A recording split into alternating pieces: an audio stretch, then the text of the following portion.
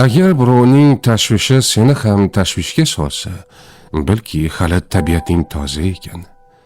Agar o'zingdan boshqalarda ham go'zallikni ko'ra olsang, bilki ichki dunyoing go'zal ekan. Agar birodarlik rishtalarini muhofaza qila olsang, bilki sen uchun nurli yo'llarda doim hamroh topiladi.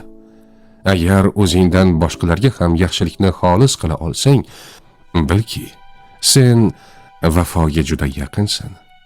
Bilgin, aybsiz do'st qidirgan yolg'iz yashaydi. Nuqsonsiz juft izlagan bo'yda o'tadi. Qiyinchiliksiz yor istasang istab yuraverasan. Labingni faqat ikki narsaga ishlat. Biri tabassum, ikkinchisi sukut.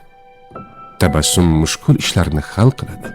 Sukut esa mushkul ishlarni o'tkazib yuboradi. Shayx Sha'roviy.